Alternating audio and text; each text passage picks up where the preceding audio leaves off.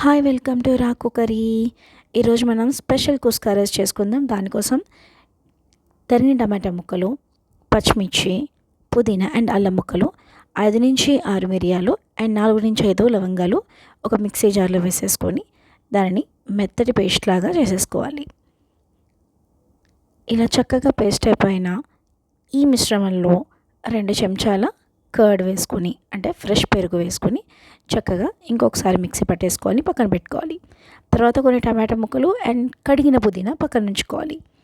Recipe start చేయడానికి ఒక కుక్కర్లో మనము చక్కగా తడి లేకుండా చూసుకొని స్టవ్ మీద పెట్టుకొని దాంట్లో హోల్ మసాలాస్ అన్నీ తీసుకొని పక్కన ఉంచుకొని, తర్వాత దాంట్లో కొద్దిగా బటర్ అండ్ ఇంకొంచెం కొద్దిగా ఆయిల్ కూడా యాడ్ చేసుకోవాలి. సో ఈ రెసిపీకి ఎక్కువ ఆయిల్ అండ్ బటర్ అక్కర్లేదండి. ఇది హెల్తీయెస్ట్ రెసిపీ అని చెప్పొచ్చు.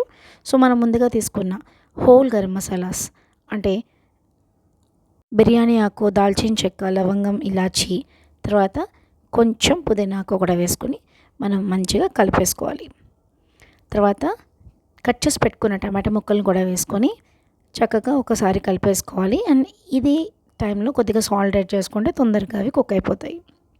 తర్వాత మనం పేస్ట్ చేసి పెట్టుకున్న మిశ్రమాన్ని దీంట్లో వేసేసి చక్కగా కలిపేసుకోవాలి. అది మంచిగా కుక్ అయినాక దానిలోని రుచికి తగ్గట్టు కారం వేసుకోవాలి. కారం వేసుకొని తర్వాత మనం బియ్యం ఆల్రెడీ కడిగి పెట్టుకున్నాము.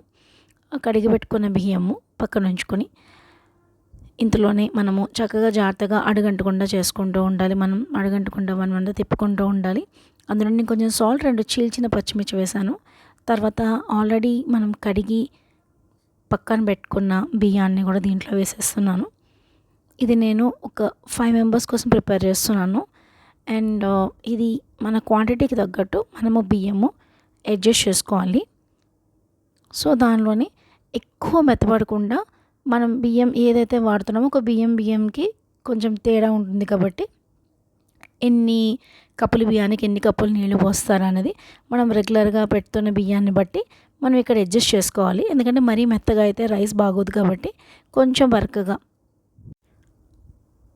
సో ఇక్కడ ఇదే టైంలో మీరు ఉప్పు చూసుకోవచ్చు. ఉప్పు చూసుకుంటే మీకు తెలుస్తుంది ఉప్పు తక్కువైందా ఎక్కువైందని. సో దీన్ని ఒకసారి మంచిగా కొత్తిమీర కూడా వేసేసి మంచిగా ఒకసారి స్టిర్ చేసేస్తున్నాను. స్టిర్ చేసి పైనుంచి కిందకి కలిపితే ఏంటంటే అడుగంటకుండా ఉంటుంది. సో తర్వాత నేను చక్కగా దాన్ని మొత్తం అంతా కలిపేసుకొని ఇక్కడ నేను కుక్కర్ మూత పెట్టేస్తున్నాను. కుక్కర్ మూత పెట్టిన తర్వాత మనం విజిల్ పెట్టేసుకొని ఓన్లీ 2 విజిల్స్ వచ్చేదాకా మాత్రమే దీన్ని ఉంచుకోవాలి. అది కూడా లో టు మీడియం. సో 2 విజిల్స్ వచ్చిన తర్వాత కుక్కర్ మూత ఓపెన్ చేస్తే ఆహా, ఆ స్మెల్కే ఆకలేసిందండి. అంత బాగుంది. టేస్ట్ కూడా చాలా చాలా బాగుంది. And simple and easy. మీరు కూడా ట్రై చేయండి.